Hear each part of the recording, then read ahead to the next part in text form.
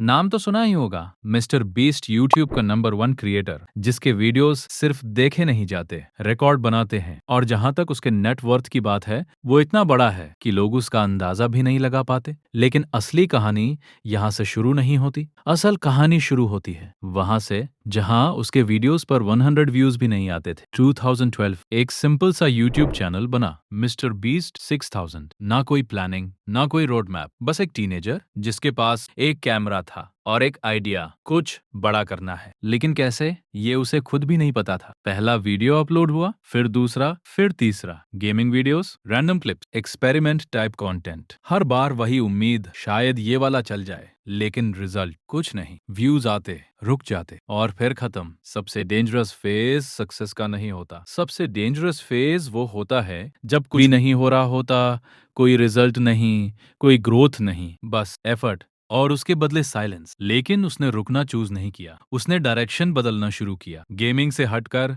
Reaction videos try किए, फिर worst intros on YouTube जैसी सीरीज बनाई, जहां वो छोटे क्रिएटर्स के इंट्रोस रोस्ट करता था और यहीं थोड़ा सा मूवमेंट दिखा। लेकिन ये इनफ नहीं था। उसे वायरल नहीं होना था, उसे समझना था वायरल कैसे होते हैं। वो घंटों बैठकर वीडियोस एनालाइज करता था। थंबनेल क्यों क्लिक होती है, टाइटल क्यों काम करता है। वो सिर्फ क्रिएटर नहीं रहा, वो स्टूडेंट बन चुका था। बाहर की दुनिया अब सवाल पूछने लगी थी, कितना टाइम वेस्ट करेगा, इससे क्या मिलेगा। दोस्त, फैमिली सब डाउट करने लगे थे। लेकिन प्रॉब्लम ये थी, उसे खुद पर डाउट नहीं था। ये नॉर्मल पैशन नहीं था, ये ऑब्सेशन था।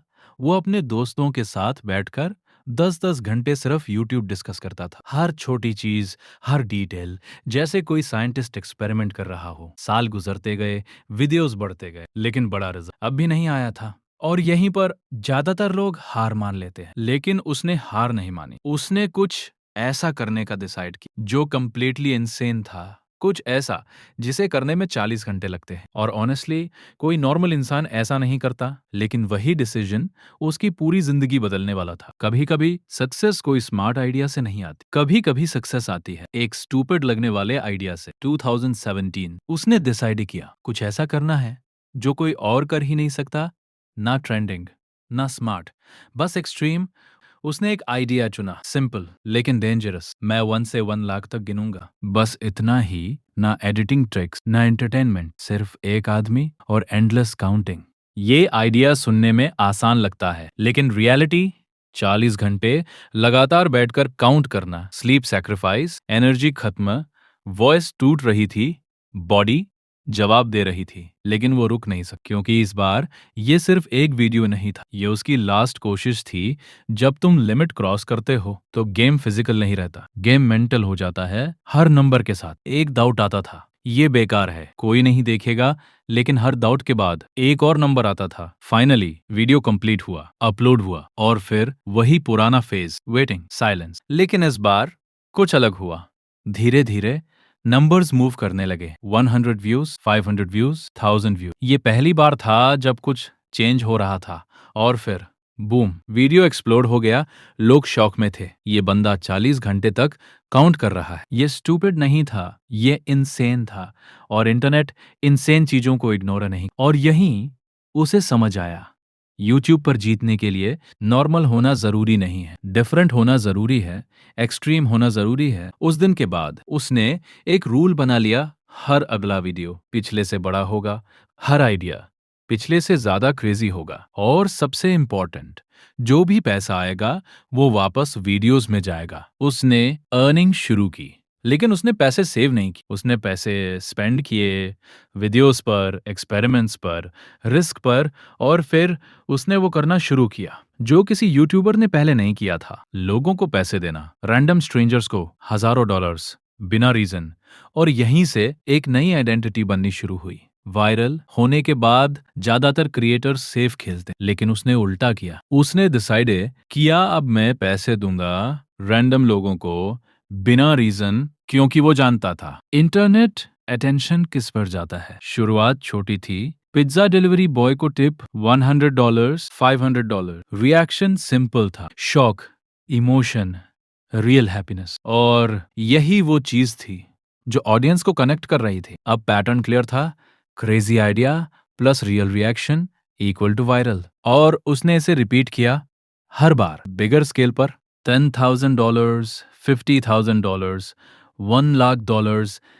लेकिन यहाँ एक प्रॉब्लम थी, वो जितना कमा रहा था उससे ज्यादा स्पेंड कर रहा था। हर वीडियो में पैसा जा रहा था, टीम ग्रो हो रही थी, कॉस्ट बढ़ रही थी और कई बार सिचुएशन डेंजरस हो जाती थी। कुछ मोमेंट्स ऐसे भी आए जब उसके पास खुद के लिए पैसे नहीं बचे थे, बैंक अकाउंट ऑलमोस्ट खाली, लेकिन कैमरा के सामने वो लाखों बांट रहा था क्योंकि उसे पता था ये इन्वेस्टमेंट है, एक्सपेंस नहीं। अब ये एक आदमी का गेम नहीं रहा। उसने टीम बनानी शुरू की, फ्रेंड्स को हायर किया, एडिटर्स, क्रू, एक पूरा सिस्टम बिल्ड होने लगा। अब वीडियो सिर्फ गिवअवेज नहीं थे, अब वो चैलेंजेस बना रहा था। Last to leave circle, survive challenges, extreme competitions, जहां पैसा सिर्फ रिवार्ड नहीं था, इमोशन था।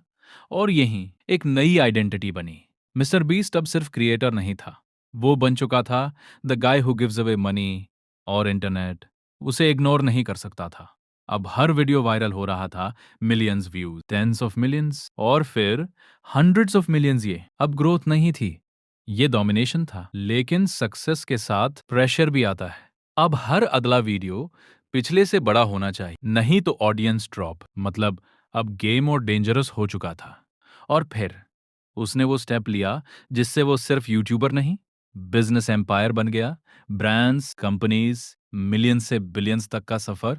और यहीं से गेम पूरी तरह बदलने वाला था। अब ये सिर्फ वीडियोस का गेम नहीं था। मिस्टर बीस्ट अब समझ चुका था, अटेंशन ही सबसे बड़ी करेंसी है। और अगर अटेंशन है तो बिजनेस बन सकता है, इन्फ्लुएंस बन सकता है और एम्पायर भी। उसने एक कंपनी बनाई, बीस्ट इंडस्ट्रीज। ये सिर्फ एक ब्रांड नहीं था, ये एक मशीन थी जहां आइडियाज, कंटेंट, बिजनेस सब एक साथ ग्रो कर रहे थे। फिर आया एक अनएक्सपेक्टेड मूव, यूट्यूब से निकलकर फूड इंडस्ट्री में entry. Mister beast burger, virtual restaurants, delivery apps के थ्रू पूरी दुनिया में लॉन्च। लेकिन वो यहीं नहीं रुका, उसने अपना प्रोडक्ट लॉन्च किया, फीस्टेबल्स चॉकलेट ब्रांड। सिंपल आइडिया लेकिन मैसिव रीच, क्योंकि ऑडियंस ऑलरेडी ट्रस्ट कर रही थी। अब पैसा सिर्फ यूट्यूब से नहीं आ रहा, multiple income streams, ads, brands, businesses, millions से टेंस ऑफ मिलियंस। लेकिन उसकी स्टोरी यहीं अलग हो जाती है, क्योंकि उसने सिर्फ कमाया नहीं, उसने दिया भी लाखों डॉलर्स चैरिटी में,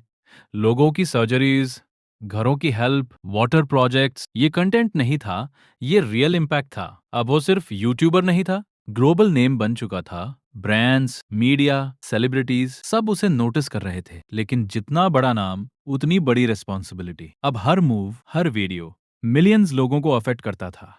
ये सिर्फ एंटरटेनमेंट नहीं रहा, ये इन्फ्लुएंस था। और आज मिस्टर बीस्ट खड़ा है उस जगह पर जहां लोग पहुंचने का सपना देखते हैं। यूट्यूब का नंबर 1 क्रिएटर, एक ऐसा नाम जिसने रूल्स फॉलो नहीं किए बल्कि रूल्स खुद बना दिए। लेकिन अगर इस पूरी कहानी से एक चीज सीखनी हो तो वो ये है, सक्सेस स्मार्ट लोगों को नहीं मिलता, सक्सेस उन्हें मिलता है जो इनफ टाइम तक हार नहीं मानते। और कभी कभी डिफरेंस सिर्फ इतना होता है कि तुम रुक जाते हो और कोई दूसरा नहीं। तो ये थी कहानी मिस्टर बीस्ट की 0 व्यूज से लेकर दुनिया के नंबर 1 यूट्यूबर बनने तक। अगर तुम्हें ऐसी ही रियल और पावरफुल स्टोरीज देखनी है तो चैनल को सब्सक्राइब करो, क्योंकि अगली कहानी शायद तुम्हारी सोच बदल दे।